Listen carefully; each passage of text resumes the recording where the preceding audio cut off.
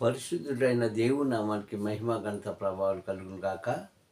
మా ఇదిగో వాక్యము అనే ఈ యొక్క ఛానల్ ద్వారా అనుదినం కూడా వాక్యం వింటుంటే మిమ్మల్ని తండ్రి దీవించి ఆశీర్వదించుగాక. హల్లెలూయా. ప్రియ సంగమా, ఈరోజు వాక్య పాఠం మనం నేర్చుకుందాం. మీ అందరూ కూడా శ్రద్ధ కలిగి ఆయన యందు భయము భక్తి కలిగి ఈ మాటలు వినవలసిందిగా ప్రభు నామాలు మిమ్మల్ని కోరుకుంటున్నాను. మీ అందరికీ కూడా ఈ ఉదయకాల సమయంలో పరమ తండ్రి నామాలో సలాం వందనాలు. ప్రియ సంగమ, ఈ యొక్క ఉదయకాల సమయంలో దేవుడు మనతో మాట్లాడుతున్న అమూల్యమైన ఆ మాటలను మనం చూద్దామండి. నేటి వాక్యము, నేటి అంశము, నిన్ను కాపాడుటకు ఆయన చేస్తున్న ప్రయత్నము. హల్లెలూయా. నిన్ను కాపాడుటకు ఆయన చేసిన ప్రయత్నము ఏంటన్నది మనం చూద్దాం ప్రియ సంగమా. ఎందుకంటే చాలామంది లోకంలో చాలామంది ప్రియ సంగమా మనం ఆయన చేతుల నుంచి వెళ్ళిపోతున్నాం. కనుక ఈరోజు వాక్య సందేశంలో మన పాఠముగా కీర్తన భాగం నుంచి మొదటి అధ్యాయము, అలాగే ఆదికాండము 4వ అధ్యాయం నుంచి మొదటి మాట మనం చూద్దాం. మొట్టమొదటిసారిగా ఆదికాండం 4వ అధ్యాయంలో చూసినప్పుడు మొదటి మాట, ఆదాముతో అవ్వ కూడినప్పుడు ఆమె గర్భవతి అయి ఒక కుమారుని కనెను. అవ్వ ఏం చెప్తుందంటే అక్కడ, నేను దేవుని దయ వలన ఒక మనుషుడిని సంపాదించుకున్నాను. ఆ మనుషుడు ఎటువంటి వాడు, వాడి యొక్క గుణగణాలు ఎటువంటివి, ఈరోజు మన గుణగణాలు ఎందుకు మారిపోయాయి అన్న అంశము ఆ ఒక్క మాటలో మనం చూసుకుంటాం. ఆమె అంటది, ఆదాముతో అవ్వ కూడినప్పుడు ఆమె గర్భవతి మొదటి కుమారుణ్ణి, అనగా ఈ భూమి మీద 3వ మనుషుణ్ణి ఆమె సంపాదించుకుంది. మొట్టమొదట దేవుడు ఆదామును పుట్టిస్తే ఆదాము నుంచి ఎముకను తీసి అవ్వను పుట్టించాడు. అప్పుడు ఇద్దరే ఉన్నారు భూమి మీద. యావత్ ఈ కోట్ల జనాంగంలో మొదటి వారు దంపతులు. ఈ ఇద్దరు కూడా కలుసుకునేటప్పుడు తండ్రి కృప చేత మరొక మనుషుని సంపాదించుకున్నారు. ఆ మనుషుని సంపాదించుకున్నాడు. అప్పుడు ఆమె ఏమంటుందంటే, దేవుని దయ వల్ల నేను ఒక మనుషుని సంపాదించుకున్నానని సంతోషపడిందంటే ఆ తల్లి సంతోషపడింది. వివాహం జరిగిన దంపతులకు మొదటి గర్భఫలము వస్తే ఆ గర్భఫలం భూమి మీద ప్రసవించినప్పుడు అందరూ సంతోషపడతాం. కానీ వారు పెరిగి పెద్దవారైన తర్వాత వారి గుణగణాలు ఎలా ఉంటాయో ఎవరికి తెలియదు. అయితే ఈ పుట్టినప్పుడు సంతోషపడే ఆనందము వారు భవిష్యత్తులో బాగుపడినప్పుడు కూడా ఉంటుంది. కానీ పుట్టినప్పుడు కలిగే ఈ ఆనందము భవిష్యత్తులో పాడైపోతే ఎవరి నోట్లో చూసినా చెడ్డ మాటలే, ఎవరి యొక్క మొక్కలో చూసినా వికారమే కనిపిస్తుంది, కానీ ఆనందం కనిపించదు. అయితే ఈ మనుషుడు ఎటువంటి వాడు? మొదటి పుట్టినవాడు హంతకుడు. హల్లెలూయా. హంతకుడు అండి, బొంకేవాడికి అన్నది మొట్టమొదటిసారిగా. ఎందుకంటే సర్పసంతానం అనడానికి మొదటి పాపపు బీజాన్ని ఈ భూమి మీద వేసింది అవ్వ. భూమి మీద వేసింది. ఆ బీజంలో ఏం మొలిసింది? ఆప్యాయత లేదు, ప్రేమ లేదు, అనురాగం లేదు, ఏమి కూడా లేదు. విషపు భేదాన్ని వేసింది. ఇది ఎవరి వల్ల వచ్చింది? సర్పం వల్ల వచ్చింది. కనుక ఆమె సంతోషంగా దేవుడికి కృతజ్ఞత చెల్లించుకుంది, మంచిదే. కానీ ఈ పురుషుడు పెరిగి, కుమారుడు పెరిగి విషాన్ని, ఒక సర్పంలో ఎలాగైతే విషం ఉంటుందో అలాగే అతన్ని హృదయంలో విషమైన బీజాన్ని పెంచుకున్నాడు. అందుకే మొదటి కుమారుడు ఏమయ్యాడు? హంతకుడు అయిపోయాడు. హంతకుని కన్నది ఆమె. కానీ అది పెరిగి పెద్ద అయ్యే వరకు కూడా ఆమెకు కూడా తెలియదు. అలాగే 2వ కుమారుని కన్నది. ఎవరు ఈయన? దేవుని యందును దయ కలిగిన వాడు, మనుషులను ప్రేమించేవాడు, ముఖ్యంగా దేవునికి భయపడేవాడిని కన్నది తల్లి. ఇది గర్వించదగ్గ విషయం. వీరిద్దరు కూడా సమానంగా పెరిగారు. ప్రియ సంగమా, ఇద్దరు కూడా సమానంగా పెరిగారు, కానీ బుద్ధి సమానంగా పెరగలేదు. బుద్ధులు సమానంగా లేవు, అలవాట్లు సమానంగా లేవు, నడవడిక సమానంగా లేదు, ఆలోచనలు కూడా సమానంగా లేవు. ప్రియ సంగమా, తమ్ముడిది ఒక ఆలోచన అయితే అన్నిది ఒక ఆలోచన, తమ్ముడిది ఒక మార్గం అయితే అన్నిది ఒక మార్గం. తమ్ముడు శాంతిని కోరుకుంటే అన్ని హింసను కోరుకున్నాడు. ఇలాంటి చేతుల్లోంచి మనం రక్షించడం కోసమే తండ్రి మాట్లాడుతున్నాడు ఉదయకాల సమయంలో. సంగమా, మనుషుల యొక్క మనస్తత్వాన్ని గురించి అక్కడ ఆ 4వ అధ్యాయంలో ఆ మొదటి మాటలో తండ్రి పలికాడు. ఆ మొదటి మాట తండ్రి పలికాడు. ఆ తరువాత పెరిగిన పెద్ద కుమారుడు ఏ రూపంలో ఉన్నాడో, ఎలాంటి స్వభావాన్ని చూపించాడో, ఎలాంటి అలవాట్లు నేర్చుకున్నాడో ఆ పై వచనాలు మనకు కనిపిస్తూనే ఉంటుంది. ఎలాంటి వాడు? హంతకుడైపోయాడు, అసూయపరుడైపోయాడు, అహంకారం అయిపోయాడు. నా తమ్ముడిచ్చిన అర్పణలు ఎందుకు స్వీకరించాలి, నాదెందుకు స్వీకరించలేకపోవాలి, నన్నెందుకు హింసించాడు, నన్నెందుకు కించపరిచాడు అని తమ్ముడి మీద విషభేదాన్ని చల్లాడు. హల్లెలూయా. మనం ఆలోచించుకోవాలి సంగమా, విషాన్ని చల్లాడు ఆయన. విషాన్ని జల్లి ఏం చేశాడు? ఈ లోకంలో లేకుండా హతమార్చేశాడండి. అప్పుడు వారిని హతమార్చిన వారిని ఏమంటాం?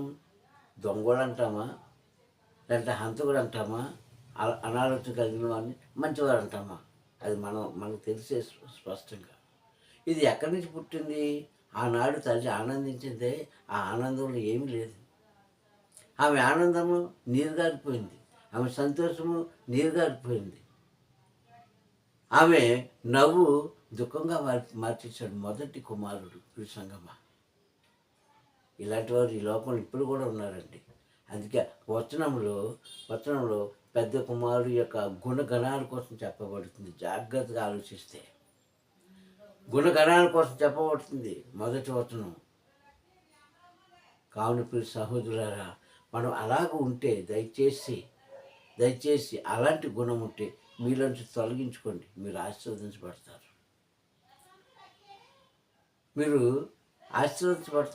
దీవించబడతారు, తండ్రి చేత కనికరం పొందిన వారు అవుతారు, తండ్రి మిమ్మల్ని ప్రేమించిన వాడు అవుతారు. అందుకని స్పష్టంగా చెప్తున్నాడు, ఇలాంటి గుణము కలిగిన వారు హంతకులే, హానికరులే, మోసం చేసేవారే. కానీ ఈ గుణాలు కలిగిన వారిలో కూడా మార్పు తెచ్చుకున్న వాళ్ళు కూడా ఉన్నారు. తమ్ముడిని హతమార్చాడు, అన్నీ ఏమైనా మార్పు తెచ్చుకున్నారా? లేదే. ఆయన అంటాడు తండ్రి వచ్చి, ఏమయ్యా నీ తమ్ముడు ఎక్కడంటే ఒప్పుకోలేదు ఆయన. ఏమన్నాడు? నాకేం తెలుసు, నాకు నా తమ్ముడు కావలిగా ఉంచావా చెప్పడానికి, నన్ను అడుగుతావేంటి అని అక్కడ మాట మార్చి అబద్ధం ఆడాడు మొదటి కుమారుడు అబద్ధం ఆడాడండి. ఆయన తండ్రి ఆయన ఏం చేశాడు? క్షమించి హంతకుడు అనే పేరు తీసేసి సేవకుడు, భక్తుడు అన్న పేరు ఆయనకి ఇచ్చాడు. హల్లెలూయా.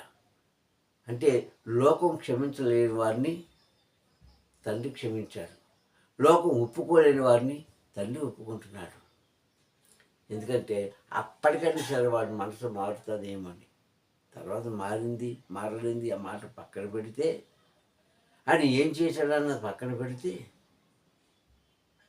తర్వాత ఆయన పశ్చాత్తాపం పడడం, తండ్రిలో నడవడం కూడా జరిగింది ప్రియ సంగమా. కానీ మొదట్లో అతనుకున్న ఆలోచన తొలగించాడు. ఈరోజు ప్రియ సంగమా, నాలో ఉన్న అనాలోచన ఏదైనా ఉంటే ప్రియ సంగమా, అది తొలగించడం కోసమే ఆయన ఉదయకాల సమయంలో మాట్లాడుతున్నాడు. అది తొలగింపు కోరుకోవాలని తండ్రి మాట్లాడుతున్నాడు. ఈరోజు చిన్నవారిని, మీ పెద్దవారిని, మీ ప్రతి ఒక్కరు కూడా ఈ అనాలోచన ఉంటుందండి. మీరు ఎవరిని హత్య చేయకపోవచ్చు, ఎవరికి చంపకపోవచ్చు, కానీ నోటి మాట ద్వారా చంపుతుంటారు ఈరోజు చాలామంది. నోటికొచ్చిన మాటలంతా మాట్లాడుతూ ఎదుటి వారి యొక్క హృదయాన్ని కత్తితో పొడిచినట్టుగా ఉంటుంది, గాయపరిచినట్టుగా మాట్లాడుతుంటారు. అది చాలు. నువ్వు కర్రో కత్తో పట్టుకొని శరీరాన్ని పొడవక్కర్లేదు, శరీరం మీద ఘాట్లు పెట్టక్కర్లేదు. నీ నోటి మాట ద్వారా వారిని ఏం చేస్తావు? గాయపరుస్తున్నారు. ఇది తెలుసుకుంటే చాలు, ఇది గ్రహించుకుంటే చాలు. నిజమే కదా, నేను ఆ శరీరాన్ని కాదు ఆత్మను హత్య చేస్తున్నాను అని గ్రహించుకోవాలి. స్త్రీలు కానీ పురుషులు కానీ చిన్నవారిని పెద్దవారిని ఎవరైనా సరే. అందుకే మొదలు పడ్డ సంతోషము చివరికి లేకుండా పోయింది ఆ తల్లికి, అవ్వకి. ఆదాం కూడా లేకుండా పోయింది.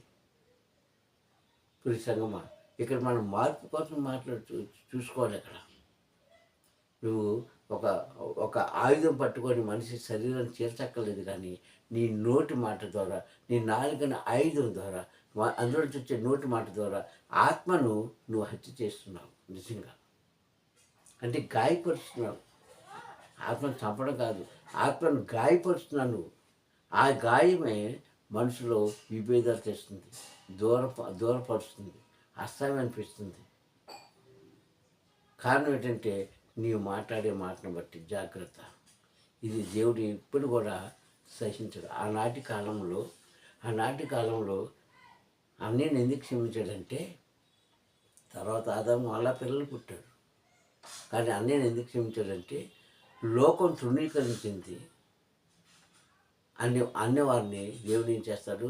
వారు మంచి మార్గంలో పెడతాడు. అలాగే ఇద్దరు కుమారులు ఉన్న వాళ్ళు ఒక కుమారుని హత్య చేశారు కనుక ఆ కుమారుని కూడా తండ్రి క్షమించి వారికి శిక్షించి ఏం చేశాడు? తన మార్గంలో నడిపించుకొని మళ్ళా దేవుని దగ్గర రావడానికైనా మార్గం సరళం చేశాడు. చూశాను.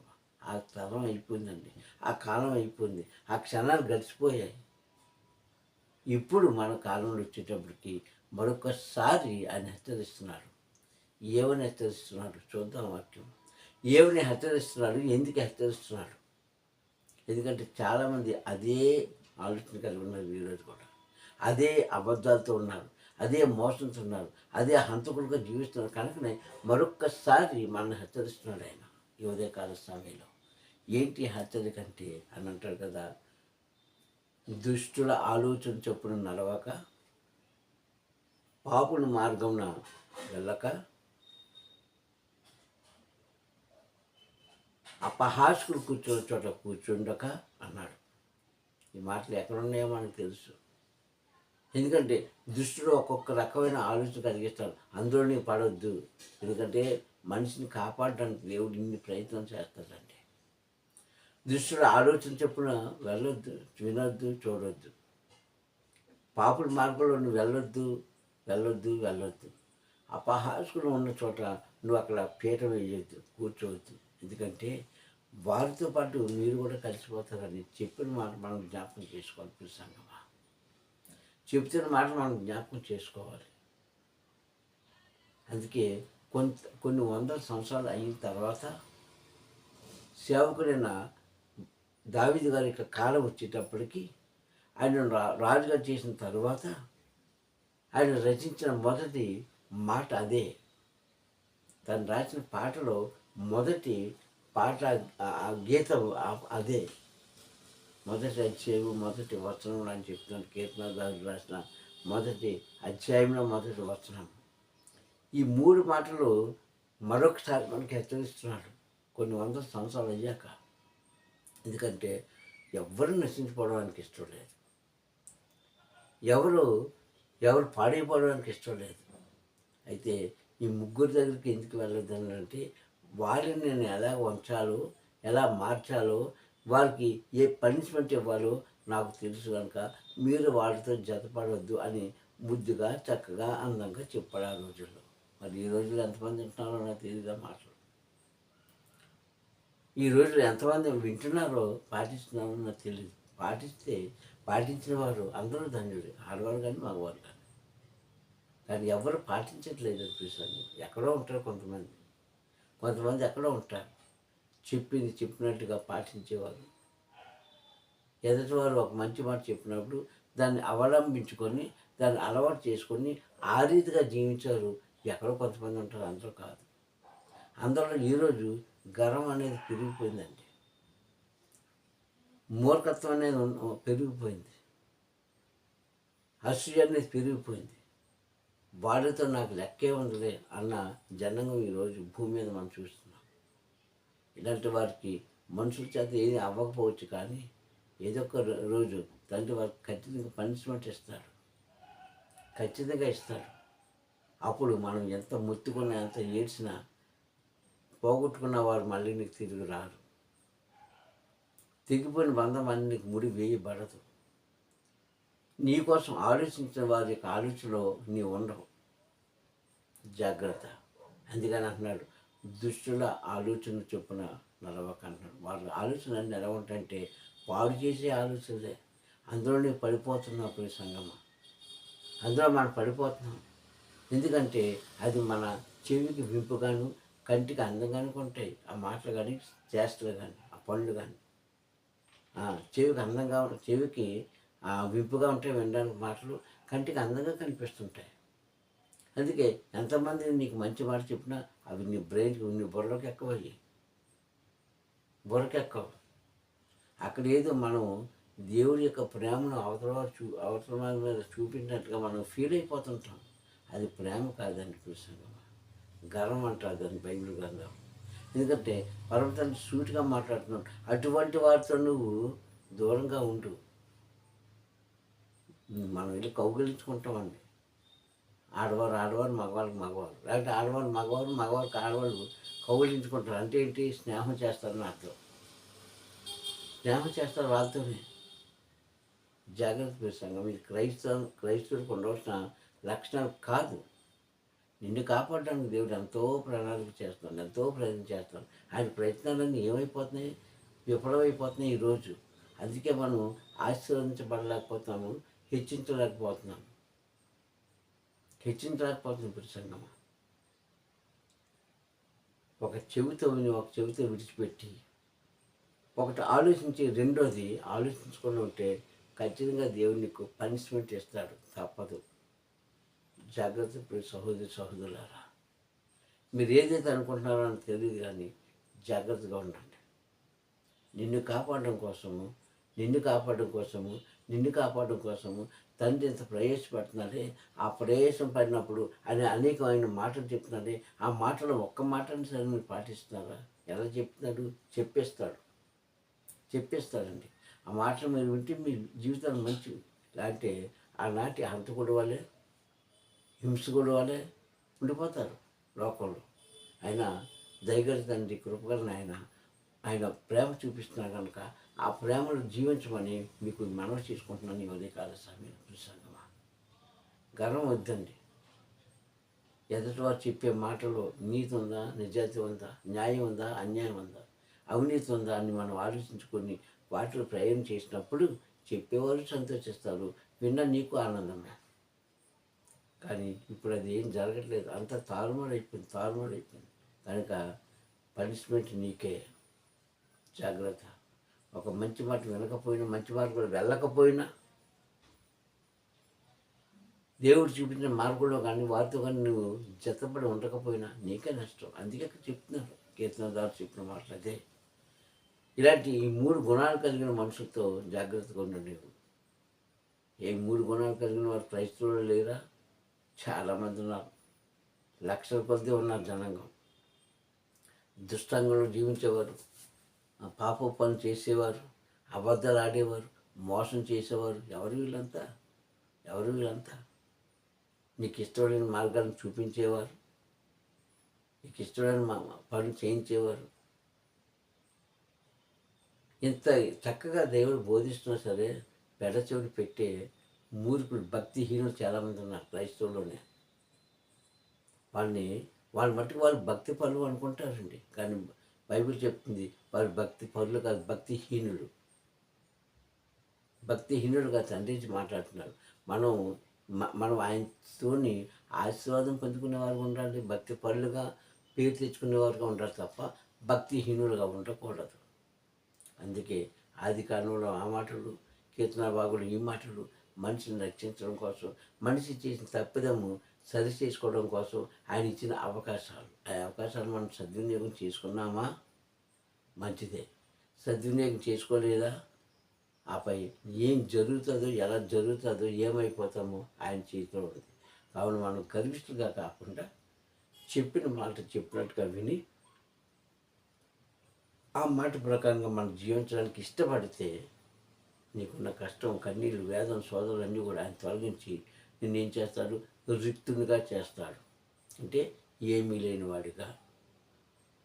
ఏమీ లేనివాడిగా రాష్ట్రాలతో సుఖం చెప్పలేదు అక్కడ. నీలో కలుషితం లేనివాడిగా నేను చేస్తానని తండ్రి చెప్తున్నాడు. కావున పిలుసంగా ఈ ఉదయకాల సమయంలో మాట్లాడిన మీరు పరివర్తన కలిగి ఉండండి. తండ్రి మాటకు విలువండి. తండ్రిని ప్రేమించండి. తండ్రి చెప్పిన మాటలు చెప్తున్న వారికి మీరు అనుకోగా జీవించినప్పుడు రాబోతున్న దినాల్లో మీ జీవితంలో ఆయన ఏం చేస్తాడు? వెలుగును నింపి ఆశీర్వదిస్తాడు. ప్రార్థించుకుందాం. సర్వాధికారైన దేవానికి స్తోత్రములు. ఈ ఉదయకాల సమయంలో వాక్యమే దిగొచ్చి మాతో మాట్లాడినందుకు స్తోత్రం చెల్లిస్తున్నాను. ఘనతామహిమ ప్రభావం మీరు పొందుకున్నాయన ఇచ్చిన వాగ్దానపు వాక్యాన్ని బట్టి స్తోత్రములు. నిజమైన ఆయన తండ్రి, మనుషులు హంతకులుగాను హానికారులుగాను ఉన్నప్పుడు వారిని మార్చి శుద్ధి చేసి తండ్రి యేసయ్య మంచి మార్గంలో నడిపించే దేవానికి స్తోత్రములు. ఈ ఉదయకాల సమయం వాక్యం తండ్రి ప్రతి ఒక్క జీవితంలో ఫలించి అభివృద్ధి పొంది విస్తరించడానికి సహాయం చేయమని మా ప్రియ రక్షకుడైన క్రీస్తు నామములో ప్రార్థన అడుగుతున్నాను పరమ తండ్రి. ఆమేన్, ఆమేన్, ఆమేన్. మీ అంతకు కూడా వందనాలు. తను మిమ్మల్ని దీవించి ఆశీర్వించుగాక. Praise the Lord, praise the lord.